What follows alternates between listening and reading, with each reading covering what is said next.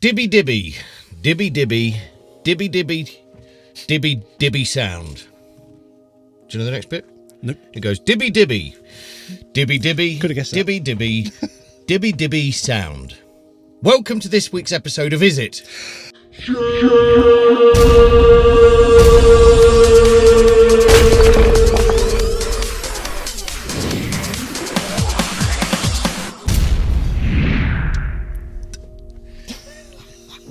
Good. Okay, so here we are. New intros. Well, they're not so new anymore, are they? That's about all the songs I've ever listened to. Well, I'm going to have to start doing them. Yeah. Well, we discussed this, didn't you? We discussed this, didn't you? We discussed it, didn't we? Yeah, we did. We did. Vaguely, yeah. Good. Okay, what we're looking at today, Sean? Today, Dan, this is one we've been looking at for quite a while. Our good friend Johnny Atkinson, he has a company called Void and Vista. The Thinking Woman's drummer. The Thinking Woman's drummer, as we refer to him. He's a session drummer, but he also owns a plugin company, Void and Vista, with some colleagues of his. We looked at their first instrument last year, which was called Strands. It was an excellent instrument, ran within Contact, very much designed for the kind of textures that you would use in scoring for a film or TV show or something like that. And he's now got a new instrument which is called Folds, which again works within Contact.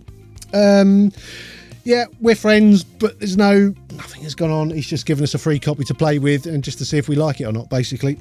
And yeah, I've been using it for a couple of months. And it's incredible in its...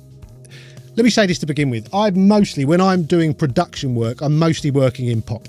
Sometimes something a bit rockier, but it's generally quite poppy. I'm probably not going to be able to use many of these sounds in those kind of things. But if I was scoring a film, which I've done a couple of times, this would be an absolute lifesaver. You know, it's playing, just cut in. Yes. Playing through it, you can hear that, watching dramas or whatever it is on... You start to see dramas in your head. You start to see the scenes as you're listening to the noise. It's just got such emotive sounds. Now, this particular one is built out of voices. They did a load of sampling of voices. And then it's sort of morphing, and each sound has two layers which you can cross between. If you look at the main screen, there's this slider down the bottom, you can morph between the two sounds, and then across the top there's like some quick controls you can grab to change the overall vibe of that particular patch. So yeah, like I said, it's vocal based. There are 3 banks of sounds, and in each bank there are hundreds of sounds. 4.5 gigabytes of samples this is made from. 32 different sound sources. So there is a sound source page. When you get to that, you basically see a list or in boxes of all the different sound sources, and you can mix. Just read some of those out, Sean. Read some of that. You can mix them. You just want me to put my bins on, don't you? So there's Weave. There's Broken Hum, there's Bloom, there's Operatic, there's Thumper, La La La, Hey, Arrhythmic, Taped, Swarmed. There's loads. There's loads. Some of them are breathy, some of them are very effecty, some of them sound very real. But yeah, by mixing them all together with this sort of crazy interface, you can do some mad stuff. And there's like a second page, which is where you set up all the stuff for your MIDI controllers, and it's really easy to sort of touch and tap and get your controllers set up, and then you can almost like play the sounds. It's mapping, I think, is mapping. Yeah, it's just very cool, and it comes with an effects page, which is again cleverly done with some really nice graphics that make it a little bit more easy to see what you're doing while you're doing it. Yeah, it's one of those where you just have to play with it, and there's not. Do you remember Omnisphere? Yeah, Omnisphere was. Still quite popular. It's still quite popular. Spectrasonics, because they did we're there. When I was back in the day doing house tunes in their Spectrasonics trilogy. I remember it. I did. Yeah, it was the bass thing, and it was always a case with anything from Spectrasonics. All you needed to make a song was one finger and one of their instruments, and then you just went like that. Yeah, and it did stuff. Yeah, and I think Omnisphere got a bit of a bad rap among composers because. I can still hear it now. Well, yeah, but there's a few of those, isn't there now? I see, just a bit of a sideline, but there's a new Ableton plugin, isn't there? Like the Groove Maker. Yeah. It's basically a whole track from... There's a lot of that going on. This, though, I think isn't that. No. It gives you very interesting sounds, but you do need to play them. And Yeah, I think if I was going to sit down and write any kind of a score for any film or TV drama or whatever, this kind of has to be in there. And he's had some amazing sort of reviews and some very nice comments from people like David Arnold. So it's obviously hitting the spot for that. I've heard of him. He did all the Bond stuff, didn't he? Obviously, among other things.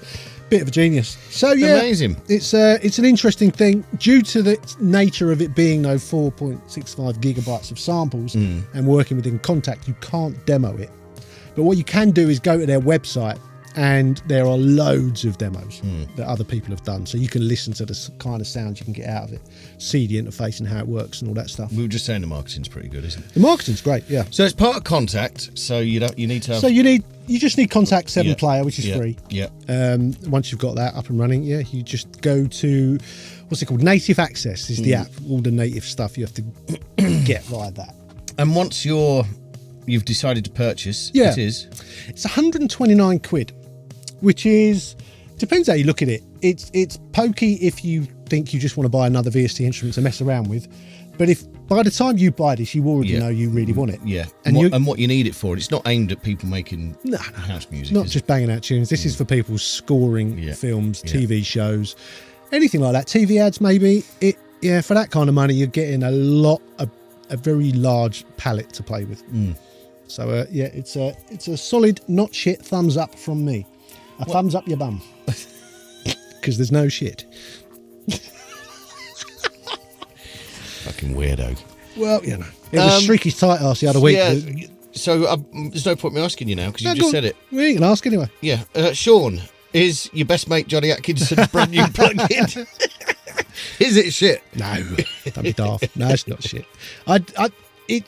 This is an easy one. This isn't people are going to spend their money and regret it. You are going to go and hear everything it does on the website, and you know it paints images. You can see exactly what it's for. You would have heard a demo just before this review started, which we don't do often, but we do for things that actually make sound because you need to hear it. Okay, good stuff. Please like the video.